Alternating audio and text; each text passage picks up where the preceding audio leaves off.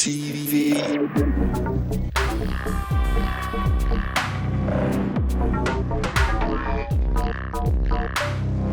Welcome everybody at a new episode of Playgrounds TV. And tonight we have a very special guest. Straight from the mountains in Madrid, he worked on big projects like Star Wars, Games of Thrones, Captain Marvel, Aladdin, Adventures Endgame, and a lot of more interesting projects. He's now part of Terraform Studios, and we want to know everything about him. So let's start with an in-depth interview with Pablo Dominguez. Welcome in our studio, Pablo. Hello. Thanks you so much to having me here. Yeah. It's always good. It's always great to have, like, even though it's bad times, of course, of COVID, it feels like you're actually sitting in front of me on this table. So welcome in our studio. There is like a lot of work we should discuss. There are a lot of topics we want to know everything about it. Great. So let's start with the first slide.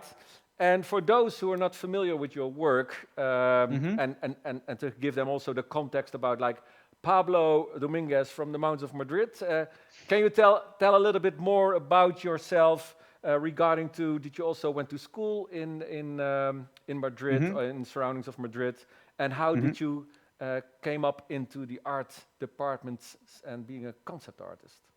Perfect. So yeah, I was always that kind of a teenager when you're like in the middle teenager times when you don't know what the hell are you going to do with your life.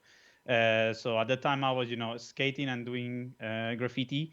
So it was the only thing I was doing, nothing related to maths, language, or any career. So like what I'm going to do with my life, because in 1 year in Spain you have to choose a subject to study for 2 years and then go to a university with a similar kind of subjects. So I was like, well, I've been always painting and drawing, like literally, like it's like I've got all my textbooks of the school full field of drawings on the top of everything. I always have a lot of problems with teachers because teachers hates when you draw on the book, because you can reuse that book for somebody else next year, but not mine, because mine were fully of creepy drawings. So I think students would even love the books better than normally, right? So we have a math book which is quite boring with all those strange things in it, but then you see great dragons, etc. I think it's much better. Well, I'm not sure if it were dragons. I was, not the best teen, so it was like crazy things. All right. And not just like nerdy stuff like I do now for concept art. It was more like weird stuff. I was growing up in a Catholic school, so the nuns were not very happy about that actually. So Right. so it was like that. So I just decided to go to an art, study. So I just study art as 2 years before college or university. I don't know how do you call it in your countries. So you have like small studies. You just touch base a little bit with foundations of art, like how to draw sculpts and how to model with clay, and a little bit of that. But it's very basic. It's just like that course is more focused on professional stuff for next. So I was doing that, and then I still didn't know what to do, because I didn't have any idea about video games or movies. I mean, I always love it to see the behind the scenes of the video games and the movies, but for me that was like this magic. People does that, and that's not available in my country. Where I was growing up, and here in it's where I live is in a little village in the outside Madrid. So I was like, there's no studies about that, or the few studies you have related to video games or VFX were really early on when they started. Now they have more and more options, but when I was there like 6-7 years ago around, or 8, I don't remember, there was not very It was really good classical, not like focused on the film industry or like. it was it was very classical. The studies I did fine arts, so it was just fine arts like oil painting, acrylic painting, sculpting. I even sculpt with clay. I sculpted with wood, with stone. When you need to hit with the hammer and all of that. I did a little bit of that, because that was in my mind the best way, to learn at least fundamentals to create my own portfolio for next. Thanks to internet and thanks to websites who appeared that years actually. like ArtStation and Instagram was Trend art. getting Yeah, more yeah, in the yeah. artistic side, and Twitter too. So I discovered what is concept art, because a friend of mine was studying VFX, just VFX, not nothing related to concept, but he showed me one video about something, and he showed me the concept art of, I think it was the Hobbit one movie. So I was quite impressed about it, and I realized that's a digital painting, not like current painting. So I decided just to learn Photoshop. I take a small course of Photoshop. It was just mostly Photoshop, like for retouching photo, just most to be an editor than a concept artist. But it had like a small subject in one of the terms, which was like painting and drawing with Photoshop. So I was focused on that. And I remember in that school, I was using Cintiq, which for me was like incredible. This technology is amazing. First of all, I cannot afford it because I come from a medium class family. So like a Cintiq for me will mean something expensive for my sister. So we always have to think about that. So it was like, no, I cannot afford that. I just bought the Wacom Intuos manga something. It was like $50. That was the cost of the Wacom. That's why that's what I was for. So I was coming from a school from a screen, super big screen like Cintiq new, and then at home like a small tablet like this. So it was a big difference, but thanks to the teacher, he let me stay on the class. If there's no people, if there's empty spaces, he was happy just to have people there drawing on his own. So I was practicing a lot, plus my fundamentals at uni and everything. I was getting my level ready. And actually, one of the pictures you put, the first one, Yeah, that this one one. is, Yeah. yeah, that picture is actually one of the last pictures I did, before I started my professional career, like really focus Yeah, on because it. this you made around the age of 19. So like Yeah, when in art academy. yeah. I mean, in fine arts, the thing is, in fine arts there was no digital art. Actually, I remember we had like a small subject of digital art, and I was teaching the teacher because I already had the Photoshop course. Yeah. And the teacher, you can realize he was not ready for that job. They just put him there, and he was watching a tutorial of Photoshop, and the next day telling us, because I discovered which tutorials he was watching. So I was like, I can help you if you have any questions. And the teacher like, well, you're more than welcome. He was super happy about me All right, cool. helping him a lot with shortcuts and all of that because I And take a small course. hey, So Pablo, are you happy that at first you didn't have this kind of digital education, but actually came from a quite classical core in that sense, like using real oil paint and making like working on real on a canvas, etc. Do you think that's like an added value for your use of the digital tools instead of that you say, okay, when I entered the art academy, I rather had worked digitally straight away? Or do you Mhm. think it's in your benefit that you are also classical schooled? I think it might benefit. Right now, I see it as a big advantage. Big advantage because you learn how to draw figures, you learn how to paint, how to mix the colors, how lighting works from real life. Because it's when you have the classical thing, your teacher takes a paper, he put it under the thing, and he shows you how the lines, the light bounce in an object, and all of that. So that was a very good learning. I mean, I have to say, I never finished my studies. So that's just first. I just leave it in the middle because I already had a job. I found a job, so I was like, "There's no point to continue here," because my goal was get a job in the industry, and I already have, a good, solid job in the industry. Not like a small one or something. It was like a big studio here in Spain, and is where I did Game of Thrones. So that's why I just basically quit my career.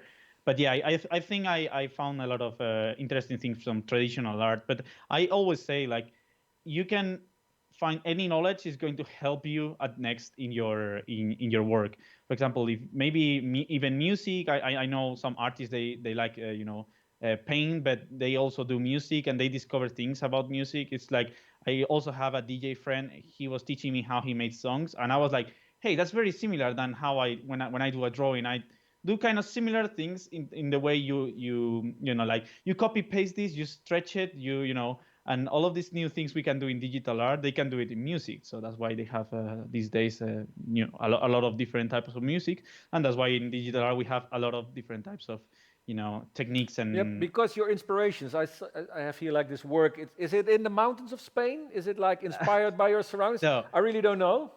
No, that the house one you just put there is mostly that one, that house is that's is inspired on Iceland. So now here in the environment is not that cold, or No, it's no, but more I thought sunny. like you were living in the mountains, and I saw this these Yeah, ladies and the the, flowers, and I thought like the these are maybe ladies, like little the little ladies landscapes. actually, yeah, the ladies in that painting, both all of them are wearing actually the costume, the rural costume from my town. So there's one time in the year, not anymore because of the situation in the world, but I hope it comes back. So everyone in this town, dresses as your rural or your ancient type of dressing, and just go having a party, and folkloric dances and everything. So that's the way they dress. Like red skirts with black lines and that. But it's very common in Europe, that kind of dressing anyway. Yeah, because you mentioned like, okay, you can get your inspiration out of music and you take it like Mhm. everywhere, and that's a good thing. And it's also like thinking by doing, so playing around with all those digital tools. Where does your inspiration come from? Is it like your surroundings? Do you travel a lot? Are these like paintings that you were actually sitting down, or is it all by imagination? Yeah, I mean, it depends. Like from a start, my inspiration for to be a concept artist and all of that. You can see the poster in the background of me and all of the Star Wars books and all of that. So I am a huge fan of Star Wars, not just of the movies, most of the universe and the style. And the most important thing for me is the taste on the design, because I think the designs are very very beautiful and very cool. So even when I was a kid playing with my Legos, or now as an adult, I just see the designs and I'm like, oh, this is like this was what I want to do, like design these kind of things for movies. And I mean, if I can hit Star Wars, that would be amazing, which I did, and I'm super happy about it. And just continuing doing that, it would be great. So, but I also like to break and do different designs for other types of movies, which is or video games, which is also very good. But yeah, that was one of my main inspirations. Lord of the Rings was another one, and also Indiana Jones. Like I'm a very classic kid, like Star Wars, Lord of the Rings, Indiana Jones, Harry Potter. I love all of that because I grow with all of that in my childhood. That's why I like the prequels. And not everybody likes them, but I like them. Was that your Uh, was that a goal of you as a child? So I want to work for Star Wars. I want to uh, create that kind of well, worlds when you saw it. not as a child, because as a child I was thinking like, this is in the United States, that's impossible for me to get. So, and that's how they teach you a little bit here, like they are more like, just find us, good job, and just wife and marry kids. And that's how I was educated from I was a child. Like, now don't think about go to America or go to England to So work on movies. don't It was don't not don't nothing. don't dream big then. It was something like that. Don't dream super big, because the slap will be very very hard if you don't get it, and if you keep doing that. So I was educated in that way, but at the same time, as I said, I was not the best student and not the best following orders when I was a kid. So I was like, I don't care, I'm going to do it. Like like at least I want to try it. And my goal at the time, when I was already having solid portfolio, was to get into some Spain company, stay there, and again, stay in a company, grow in that company, marry, kids, die. All That was right. my mindset. And then I discovered the freelance world. I discovered companies hire people from another countries and they put you in. And I discovered it's not that rare. It's not like you need to be a myth, or you need to be a legend or something like that. You need to have a good work in your portfolio, and if the company likes you, they will provide you everything they can to bring you there. Like that happens to me when I went to London, or I know friends of mine, they are working in the States, they get the visa and they just went there. So when you start seeing the reality, like it's not that in dream thing. It's a reality, and at the end, it's a job. So so yeah, that Yeah, was like, I was but it's like really. I have a lot of respect for this, because when you're always taught that this is the road map of your life, yeah. and then find another way to actually do what you love to do and be passionate about. And you're still young, because we saw like this image of this house, what I just mentioned, you created at your 19th. Now Mhm. you're 25, so within 6 years, you really took a next path in that sense. And when I announced your name, I also mentioned big projects. So did you have the feeling that you had to work extra hard to get there, or did you have also step over some like mental borders? Because when you're always Hmm. taught that you should not do this, then I think it's quite scary to reach out to sometimes Hmm. some of your big heroes or anything, Yeah. and to work even harder to get there. Or Mhm. is that not the case? In my case, it was. I mean, I worked harder, but I never had like a bad time or a frustrating time. Never. I mean, in general, because I'm a happy person normally, and very chill about some things, and all of that. So I was like, I just need to work, and I just need to do my stuff, and I will be able to deliver. For example, what I was doing as a rule for me is like I need to, put something online every weekend. Like every weekend I need to just put something there. Even though I have my studies, I had also jobs. I was doing Hmm. teaching and all of that in small places here around Madrid.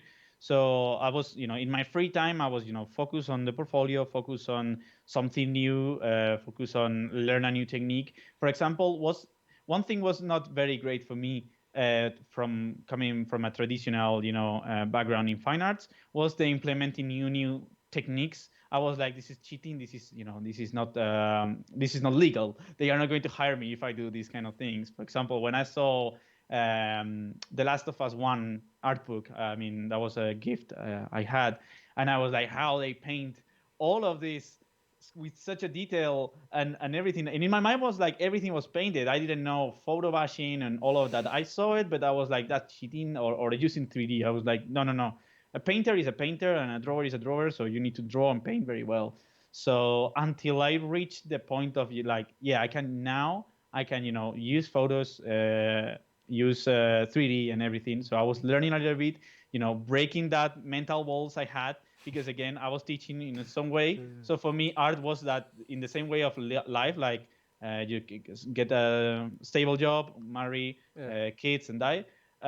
In my mind was like just black canvas, drawing, painting, and then sign. So it was like a really eye opener for you that you say, "What? This is not painted. This is actually like Yeah, uh, this is a photo that they just like did a, yeah, did a yeah, paint on."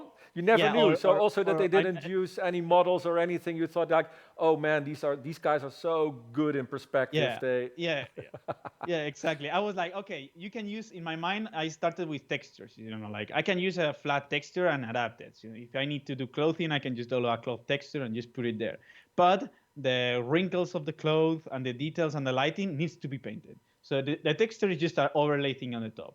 So from that, you start like, okay, now maybe the rocks, now maybe that. And then I decided to, do a couple of tests for myself. So I was like, I'm going to do a matte painting, because in my mind, again, if you're doing concept art, which now doesn't make any sense for me, but back in time I was like, okay, if you do concept art, you need to be painted, but if you do matte painting, you can be photoreal, because it's matte painting. So I was learning matte painting, and I did a couple of ones, and actually that matte painting exercises I did, they got me a job. So they got me that first job in El Ranchito here in Madrid. It's like the best VFX company I guess you can find in Madrid. And they are growing now. I've been in the building a couple of weeks ago, and it's really way bigger than when I was there. And I started, working on commercials and movies. And then they told me like, hey, we are going to jump on the Game of Thrones stuff. And I was like, oh yes, I'm going to make it. And I remember just practicing at home, more matte painting, just snowy matte paintings, something related to the show. Just when the day they got me that, I will nail it from first. So Hey, and from yeah, painting and discovering things like photo bashing and modeling, you now do a lot yourself, right? So when we yeah, watch like this, I showed some earlier yeah. painting work, but you do the modeling, you do the lighting, you create like a lot of the elements yourself, right? Yeah, I normally when I do concept art, mostly for myself, than client work. I try to model or just create everything from scratch, except obviously the scaffolding or the little houses, or some of the stuff you can find online. Why when don't use it? Why I have to model a scaffolding when a scaffolding is a scaffolding? Except you want to design a scaffolding, you need to do it by yourself. But if not, there's no problem to use pieces from you find online like Kitbash and all of that. So in this case, for example, it's all modeled because I wanted to to put my design and my idea. So when I'm doing something or trying to be super original, I always put all my focus on the modeling. In this case is the structures, for example, in this piece, but the rocks are from mega scans because rocks are rocks. I want desert rocks, so why should I model all the rocks when I can, because I know how to make them, but why I have to spend hours modeling a generic rock I need for this painting? So I model and I sculpt the things I need to design. So that will be the thing. When I need to design something, I love to model it. And even these days when tools are getting better and better, you can get a super nice refined detailed model these days, which is like I normally do. Yeah, The topologies are the things for me. yeah, They yeah, are very heavy. yeah, and you do that in a very detailed way because this is concept art, but actually this kind of pieces, they could already be almost part of the film, right? So you work on also making like some little After Effects kind of mock-ups to bring it alive, or Yeah, I mean that one is actually that one, for example, in that case, I just modeled like the very base, because the rest of the buildings are from a kit from Terraform kit bash. So I just got the buildings because Finian asked me to make the cover, and in my mind, like, okay, I can make the cover, or I can take this cover as a practice and just push myself a little bit to make something new or something I never did. So I was like, okay, let's try to make like a small cinematic shot, even though that's not obviously film quality, but that's like a moving concept. That's what I was thinking. yeah. So with pieces like that. This is also a nice way of like how you work. Uh, a setup like of a little Hmm. village in the mountains. Yeah. Um,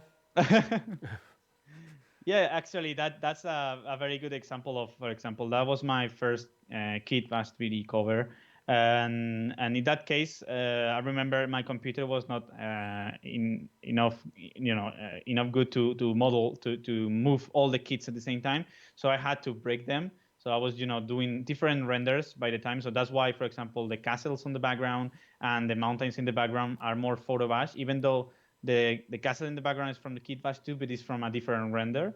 And then the main render with all the villages. But I always like to paint a lot on the top and give them my own touch, even though I'm doing the cover for them. Obviously, I need to preserve the originality of the buildings because it's like for selling. But all the rest, the other stuff I was trying, to paint over or use a lot of photo bash, because I always think 3D photo bash and painting is the best combination than just 3D or just I mean, if you are very good on 2D and drawing, obviously is the best. Like I got a couple of friends, they don't touch any 3D software and they do incredible paintings. But for me, that takes me a while to make it from hand and from scratch. So I always think like 3D, then photo bash, then paint over. That will be the best thing. You can see in that one too. It's like I just modeled the main building, which is here in my town. That's a real building.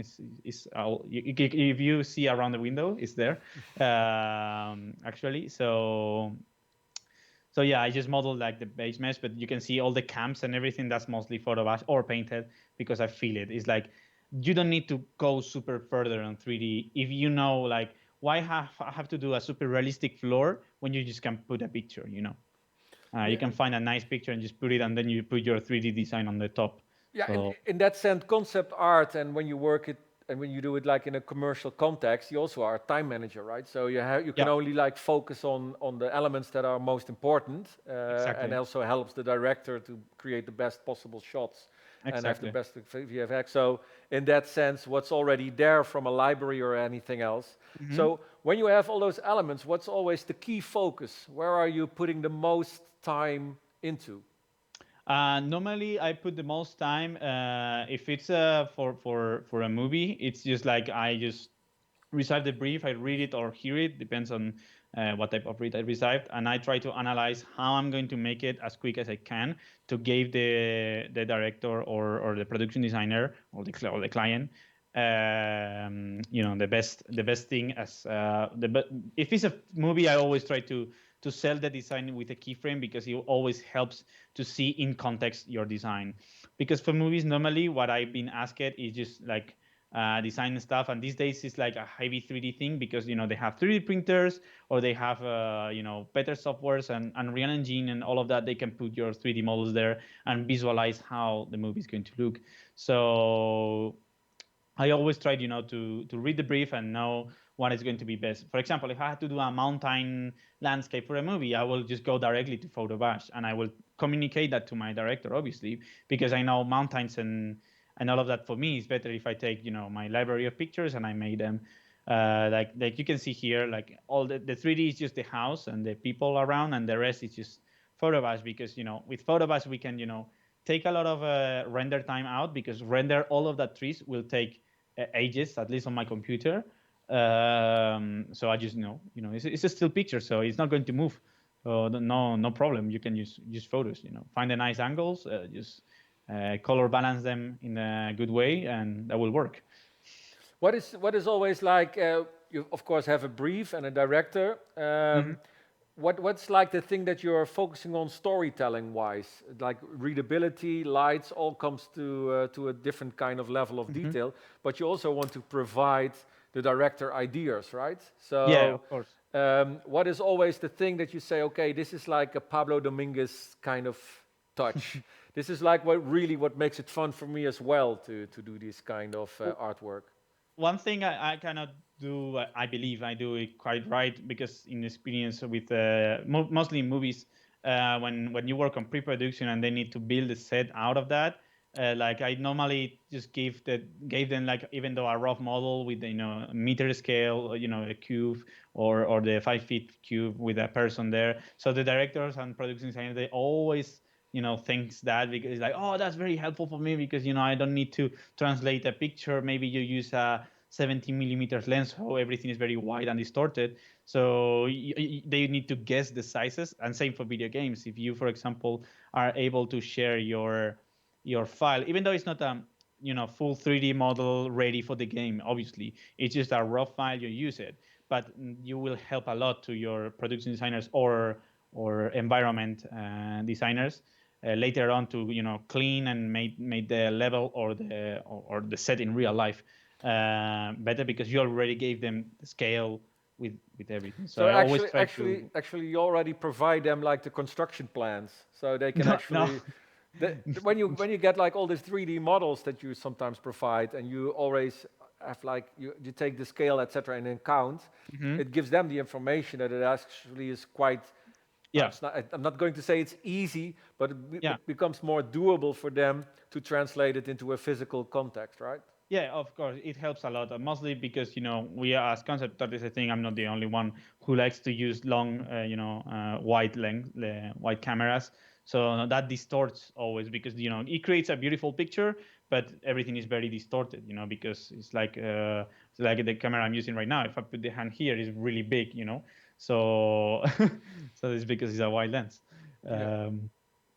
So yeah, so any 3D you can provide is always good, and you don't need to push the 3D as much as have a refined detail, except the director maybe asks for it. For example, I was doing once a movie, and I know they are going to 3D print the pieces directly, so at some point I had to push the 3D a lot. I mean the sculpting, because it was a sculpt. I had to push the sculpt a lot because they are going to take my thing and 3D print it. It's not going to be Carpenter or it's not going to be any other set designer or something who needs to address that. It's just like the 3D technical guy for the 3D printer, and then he's on the set. And actually, there was once I cannot say the movie because it's not announced, but I was doing a design, and 3 weeks later they had it already on the show because it was like a very rushed. Like we need this for tomorrow, for yesterday. Like, but you just hire me, and it's like, yeah, but we need this for yesterday. So can you do something? I did 3 versions, and the director was like, I want version B. Do you have it on 3D? And I was like, yes. And he was like, oh, thank God, please send it to me. and there you go, and it's on the movie. So it's also in your benefit that you're quite a generalist, right? So you know how to model, you know how to paint, you know the 3D uh, aspects, etc. So and also from the next, you know also vehicles, so mhm. you can actually this looks like more a marker drawing. So all those elements of concept art, you're Mhm. quite how do you say experienced in it. It's Yeah, yeah, because that's like a thing I've got always when I see work from somebody else or stuff like that. I'm always like, oh, I want to do that, because I like it and I want to do something similar than that. And how I can push myself is like because in this case, for example, as I say, I was a Star Wars lover, so I love spaceships. Obviously, it's like one of the main things in the movies. So I was trying, to refine and get very great skills to have someday a chance to just to put a spaceship or a vehicle like that in a movie or a video game. And I did on Captain Marvel. We did almost all the spaceships, me and my friend Pablo. But unfortunately, some of them they are just like 1 second or zero point seconds in the movie, but they are in the movie. yeah, I heard like a friend of mine is Gustav Hogan. He works as well for Star Wars, but he's doing the animatronics and makes Okay. and makes the real like the robotics parts, but also the whole puppeteering and creature modeling. And then he creates this beautiful scenes like with this huge And they animatronics, are etc. And one you just second see them like out of blurred in the focus, background. out of Yes. yes. It's sometimes it's really hard to get your how Yeah, do you yeah, say yeah, credits out of it. Yeah, yeah. yeah. And normally that task normally are funnier because they have less feedback, because if it's the main thing in the movie, it's going to have probably a lot of revisions. But and maybe you can get sometimes a little bit frustrated when you are like version 70 or something.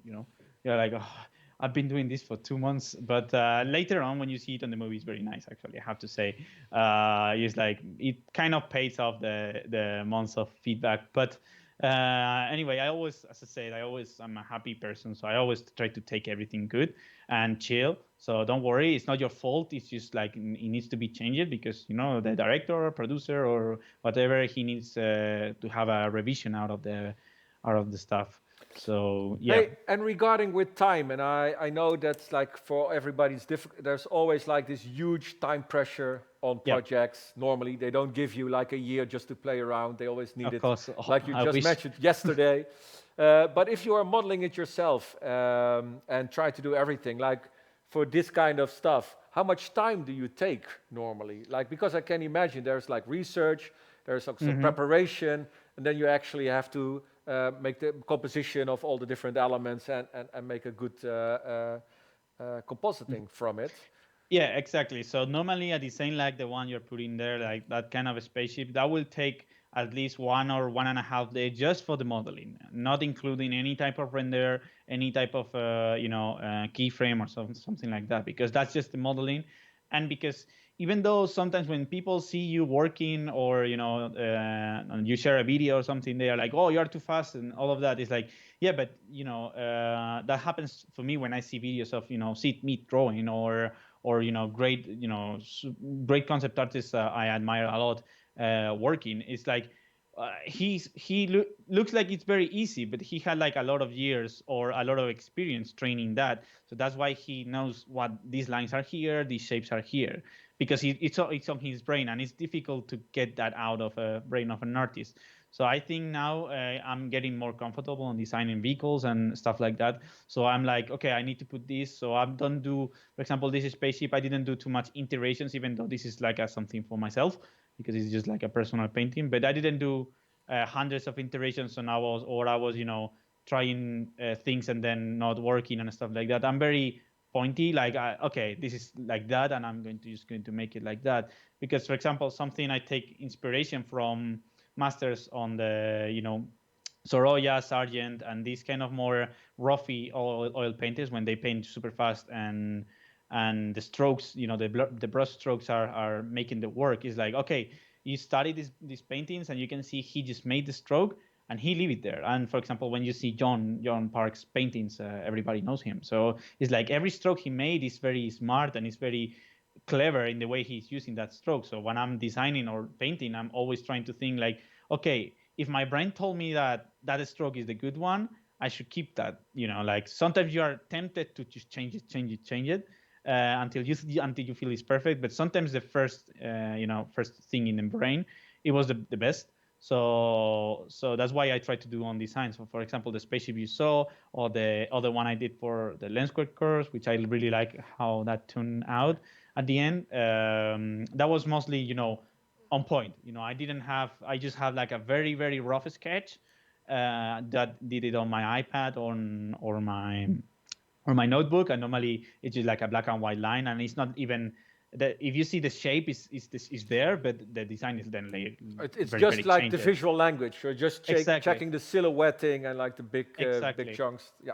Exactly. So because I feel that what my brain told me at first will be, the best thing because it's what my experience comes. And when you start overthinking, you are overthinking something. So you maybe fucked up the design. So you don't want to do that. So I always try to, keep everything as fresh as comes out from my mind. And that's why sometimes I'm very quick. And with sometimes clients, reject some of my designs because like, oh, this is a little bit too crazy, or you forget this thing I specific tell you need to put, and you're like, no, I forget it. Yeah, but it's the nice thing, and that's also why, because this is all your own work, right? So this is kind of also practicing for Yeah, yourself, of course. trying things out, doing like little experiments for it. Yeah. And I always like, because I'm a teacher myself, like you, it's always like it's kind of a liberation if you don't have to think about the software anymore, right? Exactly. So if you know where the buttons are, if you don't have to worry about like perspective, or you don't have to worry about like the different aspects of the technique you're using, but you're Yeah. just like modeling, and it becomes much more intuitive.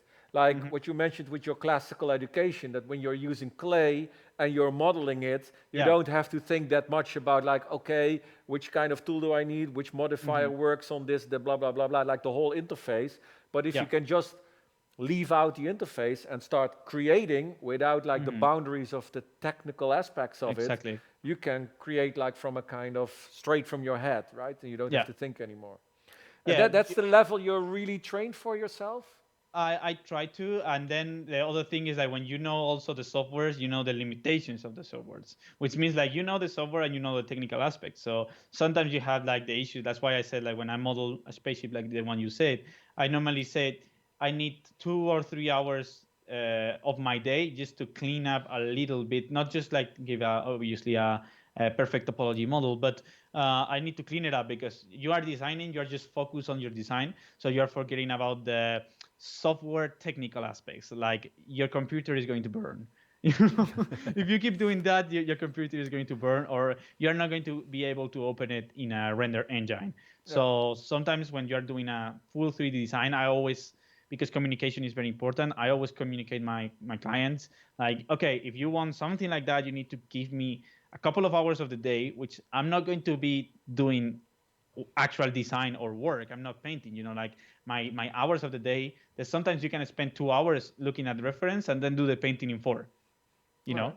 and then your day is done. But it's because you spend it 2 or 3 hours just looking at good reference, looking at what is will be best for the painting, not just like you receive the brief and then you open the canvas and then you start painting. I will never do that. I will have my reference research and I tell that to my clients. I always have like the cleaning path for the models because they will thank me later, because imagine if I had to send them like a 70 million polygon um, model, they will have problems to open it later. So I always say like, can you just give me a couple of hours extra?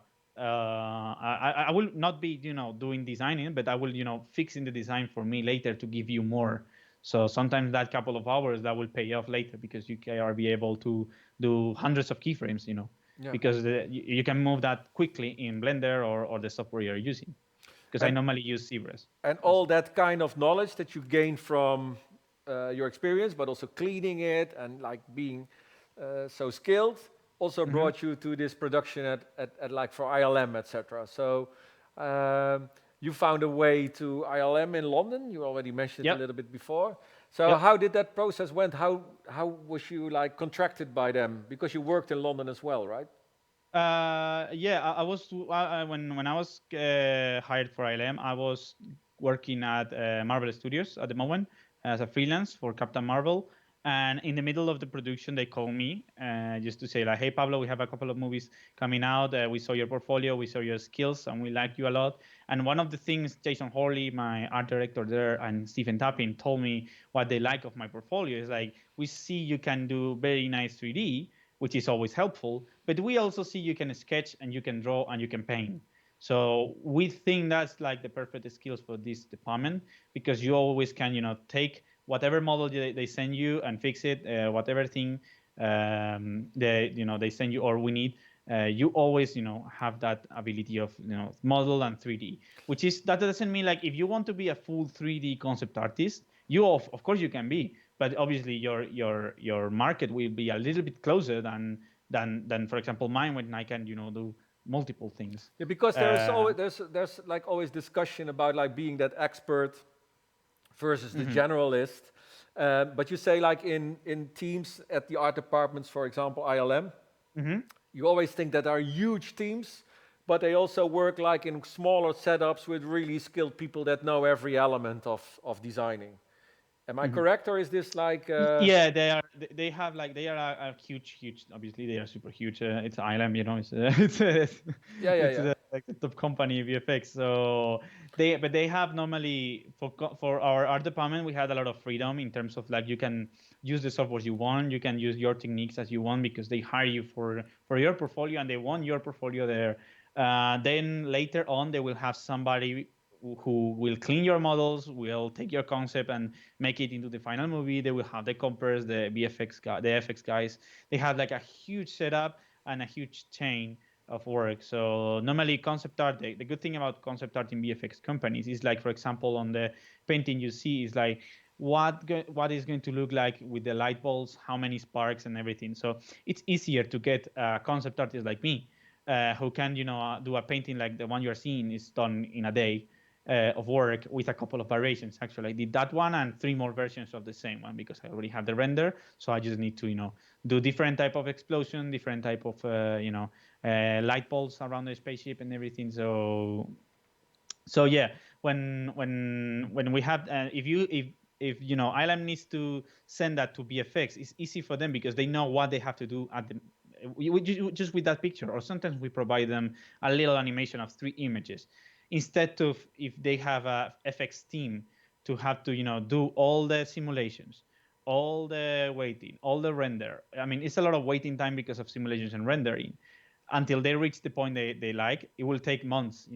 So in this case, like they get us for a couple of days, a week, for example. We deliver a lot of versions for them. They choose one and they just made it in less than a month because they don't need to be trying stuff and waiting for the simulations and everything. So they know already the direction of the light bulbs. They know how many sparks they need to put, how many fire, how many destruction.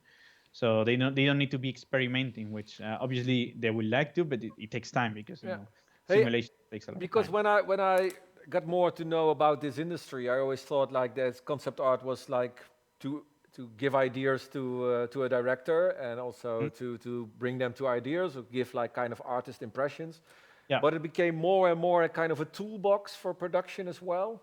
yeah, of So course. in yeah, Yeah, of course. It's for everything. I mean, concept art now you can. I mean, in mostly on VFX companies and video games, they use it since the pre, as you said, like more inspiration and paintings, which is I have to say is the funniest part when you are doing the first baby steps on a movie or a video game, because it's when you have mostly freedom because you don't have any technical aspect yet there. Or like in case of a movie, it's like, okay, I cannot build this, or this will be super expensive on VFX. Normally, the beginning is very free, and they give you the script or the main ideas from director, and you work on them. So you start from that, and then maybe you jump on work on concept art for set.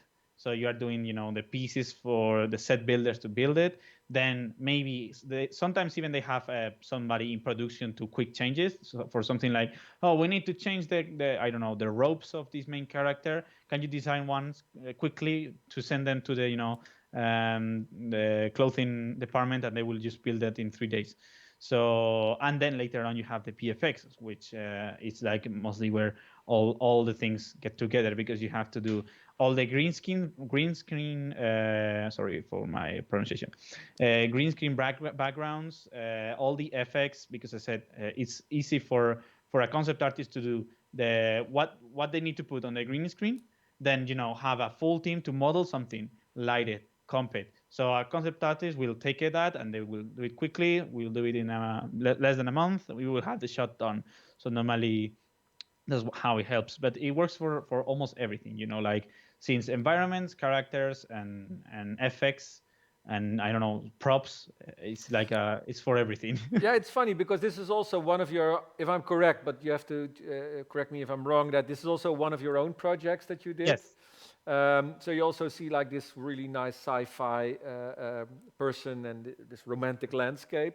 Yeah. But like all those details, like these vehicles, the persons, like the whole landscapes, you all do it by yourself in a really high detail, right? This is already Yeah. like almost production level assets, right? Or am I can Yeah, you're right, because some of them they use them straight away, but obviously they need to clean it. These models are very heavy and are very, not the cleanest in the process. So they cannot put that in a render engine or something, because probably it will break if you need to put a rig on that character, for example. It will, give nightmares to the rigger. So they will first need to do a cleaning pass. But yeah, sometimes this is in my case when I do my own personal projects, I just took, because it's personal, I'm not going to have any client, I don't have any rush, so I can just focus on myself. And I always like to detail everything, because again, as a kid, I was playing with Legos. I was doing the same with my Legos, like make the models until they have a super great level.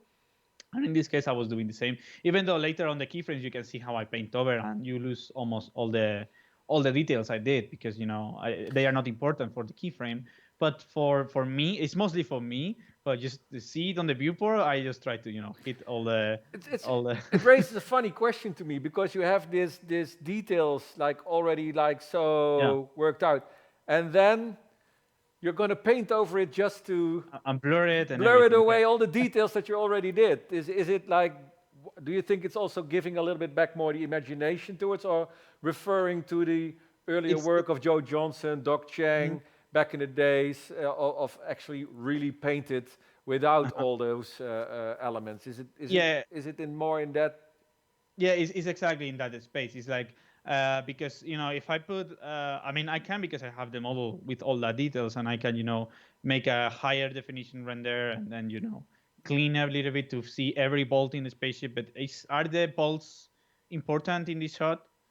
No, because nobody will check the bolts. Are the paneling in the spaceship important? No. The important is like you can feel how it works, how it flies, and how the guy is, having a ride on the desert with his bike. So that's kind of like where I go to the things. Like, even though I detail something a lot in the 3D, sometimes I just take half of the detail out, because I think it's not important, and it will create a lot of noise in the screen. So that's why, for example, I blur stuff, or I just paint over some stuff to feel it more a little bit painterly, also because I like concepts. Yeah, Even though because I had realistic, trying to be super hyper real concepts, I also have I always like to be a little bit more painterly looking to them, like more impressionist in looking into concepts, because I admire a lot Jamie Jones, John Park, Nick Jindrog, and these guys have that painterly look, so I like it. So I just literally try to copy them yeah, in some kind of way. yeah, but of course, because you're looking for a kind of an atmosphere and a context for this. But it's also funny that it's true that you can put like a lot of details in it, but the human eye can only like read a Reach. certain kind of amount. So you also Yeah. have to focus on like which is important for the shot or what's Yeah. important for the energy and the drama in it. Yeah. Totally. Um, yeah, And this, this was sorry. also like sorry no. It's just because about what you say is very important, because when you're working on a movie, and mostly on VFX, sometimes your shot is going to be literally 2 seconds in the movie. So you need to get the painting in the way. Somebody will read it very quick, like, oh yeah, cool. So you don't need to focus on the bolts and all of that. Sometimes you have to, because you need to deliver then that picture to 3D for modeling. But if it's more, keyframe style, it's most important the shapes and the graphic language of the whole picture. I also thought like this one, yeah, Yes. it's done, right? So you actually can you put it in a game, put it in a movie, and it's already like ready to use. Hmm. I really was like it's inspired by the amount of details that you put in every elements that you create. Yeah, but Uh, trust me, that's me being me with myself. It's like me having fun and turning that in a viewport like if I was doing a maquette here in real life. But then later on, on the keyframes and everything, some of this stuff get lost because I don't. I think it's more important, to focus on the graphic side of the picture than just like the pure details. But yeah, these kind of turntables and all of that are more for me, like this is myself. fun. This is just playing with digital Lego, Yeah, right? kind of, Yeah, yeah. yeah, yeah. Hey, and here are also some characters that you're creating for your own project. So you see like a lot of landscapes, Mhm. vehicles, but also characters in that sense. Is that also Yeah. something that you really like, creating I, the characters and? I love creating characters. I normally don't do characters for movies or video games. I did like a couple when I was back at ILM because again, the good thing about work on a VFX company like ILM, you had the chance to touch up almost everything. You want because have a lot of projects and they have a lot of small subjects per project. So sometimes you can be like, hey, can I take a step on a character, and they will be normally happy with it. Except the client asks for a specific artist or something like that, they are happy to get you with something.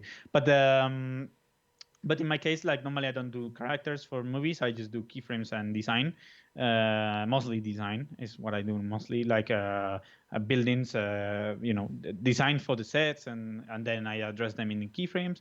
But yeah, I always like characters because create characters is kind of funny for me. It's just like, oh, I'm just going to put him this shoulder pad and now this hat, and how it's going to look with that. But that's mostly, sometimes it's for me. And I do a lot of 3D because even though I know how to draw a character, I don't feel I have the enough level, to give the graphicness with us. So some character artists, they have like a super graphic type of drawing with characters, and you can read the character with 3 lines.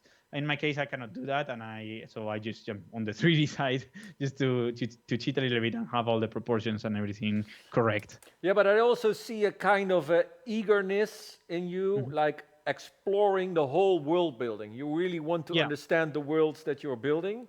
And there's like one rule that I always say, like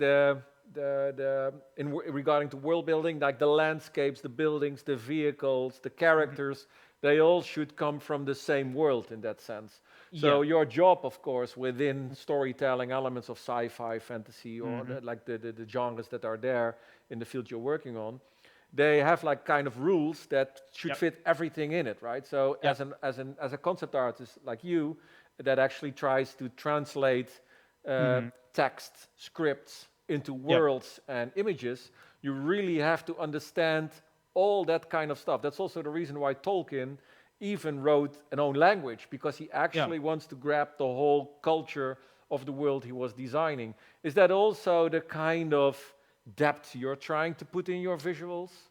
Yeah, and when I do my paintings, I mean not all of them obviously because that will require a lot of thinking and all of that. Sometimes I'm just sometimes I have paintings is like I'm just going to do that because I just imagine it yesterday, like this guy, I'm going to do that and apply a little bit of design in the door, and the rest is going to be cyberpunky background.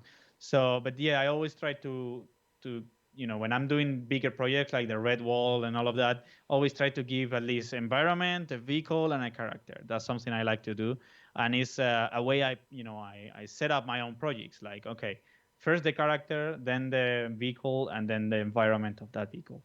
That's normally the order. Even though the first thing you normally see is the environment because it's um, my main task. I mean, it's the thing I do the best. But I always start with the character normally because with the character I can develop his, about his personality. Obviously, nothing written or nothing too deep.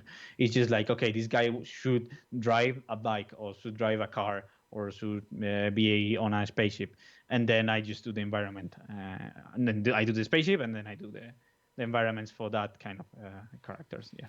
Hey, here you see an example. It's also a next step in that sense. So we were discussing like landscapes, vehicles, like all those assets, Hmm. houses, buildings. Uh, but now I also stumbled upon like the sequences Yeah. that you're creating. It's really like looking through the lens of the Hmm. cameraman.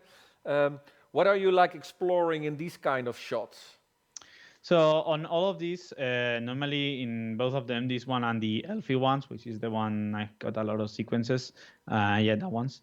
What I'm trying to, it's be a little bit more storytelling. You know, out of the models I made. For example, all of that was like models I did just to try the ArtStation marketplace. I wanted to see how it works and how I can sell, something. So I just did a couple of assets, which is the elves and the Romans, and just for people for concept art. They are not even final. I mean, and I put it on there, like what you are buying is not a final model. It's just to do stuff like I do. So don't ask me for good topology, because I'm just going to sell it for do kind of things like that. So in the way I can always, you always can buy characters online and then do this type of keyframes with characters online. But in my case was like, oh, why if I create a character and I just made like a little story for him and tell it in a a cinematic way, like if I was a director or if I was a cinematographer, something like that. But again, I'm not very good on scripts or stuff like that. I'm just like visualize things. So in my mind is like how I can do that in the way it looks like a video game cinematic, because I'm very fan of video game cinematic when you see it on the E3 and all of that. So so I am like how I can be Sava Sikovic on my own. But is it an ambition of yours? Is it like something that you would like to do, become a director of these kind of cinematic trailers?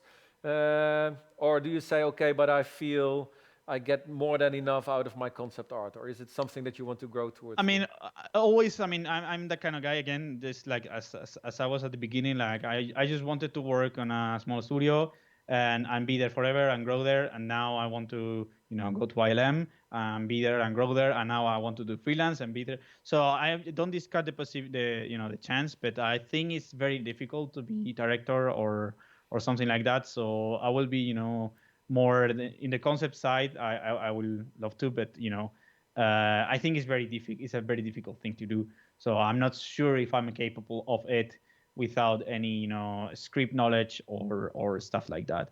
So at the moment, that will be good, for a muted scenes, the action muted scenes. That's what I will do good.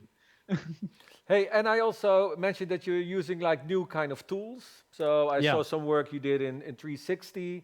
Hmm. Yeah, it stops. This is what you did like in Absinthe, if Yeah, I'm that was correct. I've seen. Yeah, because I just saw somebody using that app, and I was like, how is this a drawing and a movie? I need to know. Like I said, like when I see something I like, I'm like, I wanted to do it too.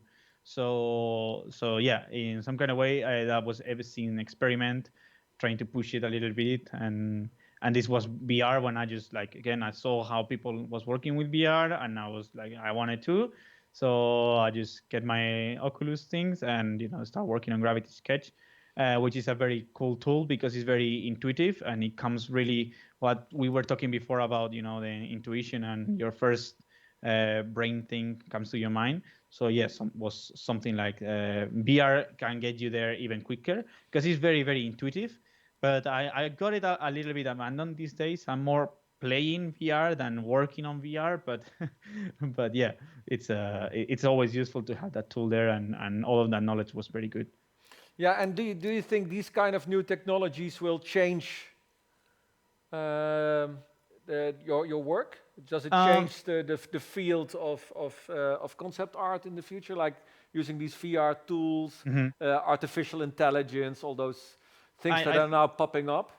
I think so, yes, because since I break my mental wall of all of that is cheating, now I'm like the opposite. I'm like, oh, how I can use all my all the cheating I can use to get better images, I will use it. So I will think I'm always open to learn new tools. I'm always open to learn new techniques, so to improve my work. So yeah, in my way, yes, definitely. At the moment, I've got like a very solid workflow, which is ZBrush Octane Photoshop. But for example, since a couple of years ago, with all the Blender upcoming things, and friends of mine, you need to jump on this, you need to jump on this. So I now include it on my, I include it on my workflow. So now it's Cypress, Blender, Octane, or Eevee. Hey, Pablo, you're 25 now. Yeah. We just saw a whole nice showcase of different projects you worked on. We already discussed like the bigger Hmm. projects, your free work, your way of educating yourself, embracing new technologies. You're Yeah. now 25 years old. Looking back, most important lesson learned for you so far? The prices. The the prices. the prices, yeah, that was my most important thing. And actually, that was a friend, Pablo. I guess you know him. Yeah. So he was the one telling me like, what rates are you asking for in Spain? And I was asking for very very low because I was thinking like nobody will pay something more than that. And he was like, well, this, so I can tell you, there are standards. So just please set up yourself to that standard, because if you are cheaper, companies are going to get used to you, and they are going to ask you more and more, and then you are going to be working hundreds of hours when maybe somebody with your same position in the same studio and everything the same will, do half of it, and he will earn, way more money. So in some kind of way, a professional way, the prices and the rates you should ask. That will be very helpful for me, an eye opener as a professional, and because at the end, it's our work. So if you get better pay, you work more happy normally. So But and but but as an artist, sorry. maybe it's a brutal question and you don't have Yeah. to answer it all. But like, and if you don't want to answer it, it's totally fine with me, Pablo. Mm-hmm. But I know that like a lot of people that are watching our shows, they Yeah. are professionals, but also starting up. Yeah. So I can imagine like a work like this, if you have to present this, what would Mm-hmm. be the value of this piece that I'm now showing in my screen? I mean, To I mean, develop it in okay, like let's say this is a spaceship created for a feature and you have like 2 days of working for it. Uh, what would be the price for it? Because so I think a lot of people don't have an idea. okay, perfect. So I believe like the minimum price, every junior or somebody with level to work professionally already, or people who is starting but they have like a very professional work already, or even though they are students but they can get hired and that's the job. They should earn I mean, in Europe at least 150 euros per day if you're a freelance, at least as a minimum thing. Like not less than that. Like I was asking for 80 or 50 per day when I started. So that's when people told me like, dude, that's too cheap. You That's cannot pay a rent. 5 euros an hour or something like that. Yeah, something like that. They were like, you're earning, it's very low. It's like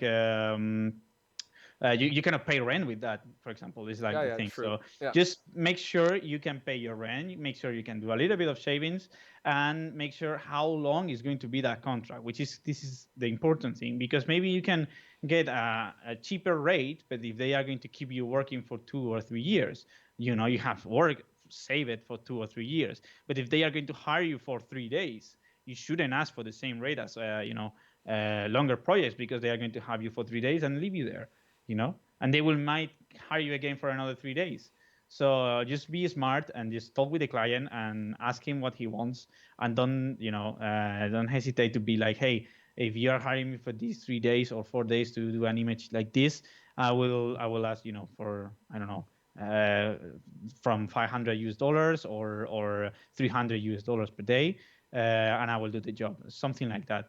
But again, don't take my standards as No, no, something like no. that. It's I'm just it's saying just I'm it's just saying it's it's just numbers. to get an impression about like Of what's like course. because there are so many people underpaid in that sense that are just starting off and they don't Yeah. know their value, their worth, Yeah. and these kind of programs and the things And that we do at uh, playgrounds, of course, is also to yeah, share and the knowledge from that field and make it more healthier. yeah, of course. And the rates are for freelancers, obviously. I Yeah, mean, yeah, if yeah. you are in a company, it's a different thing, because you're going to be there every day and it's an office work. So the rates for companies and offices are obviously, I mean, for freelancers and office are obviously different. But in some companies have benefits, companies have holidays, which freelance don't.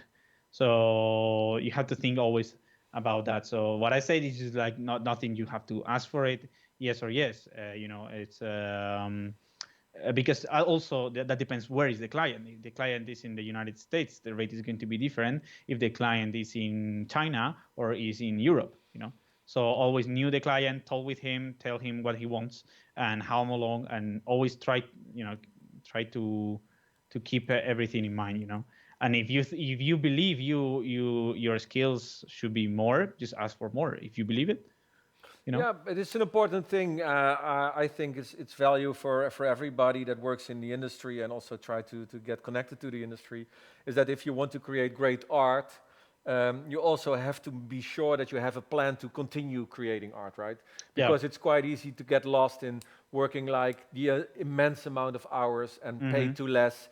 Maybe you can survive for a year or 2 years and then you're burned out. So you have to find out a good balance to have a good living and a good living standard. Also that you have the value and you earn the money you're working for, and still are able to create nice, refreshed work and be inspired, right?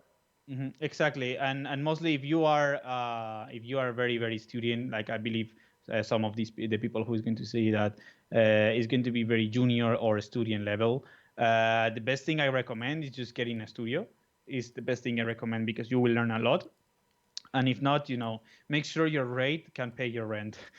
That's the thing.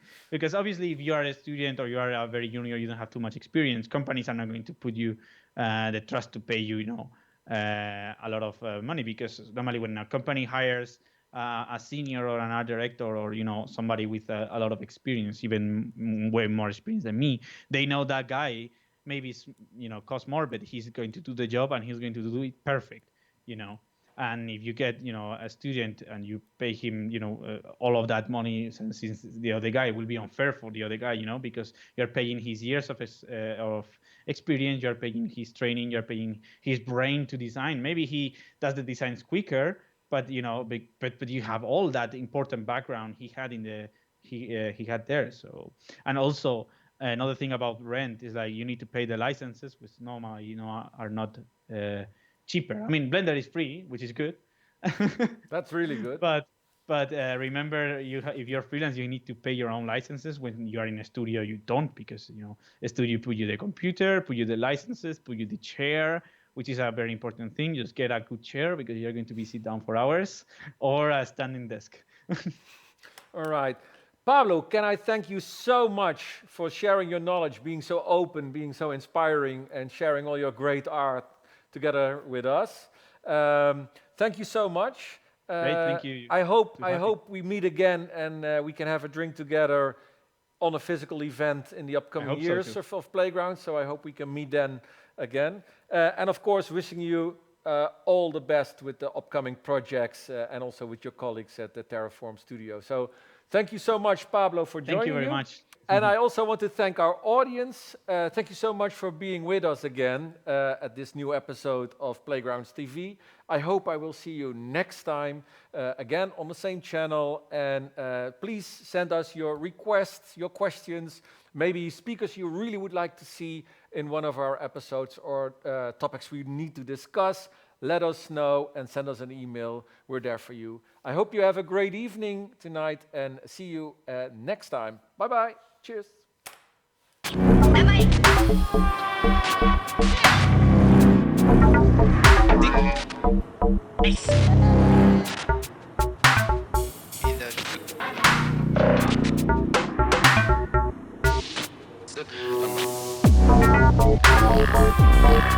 Nice.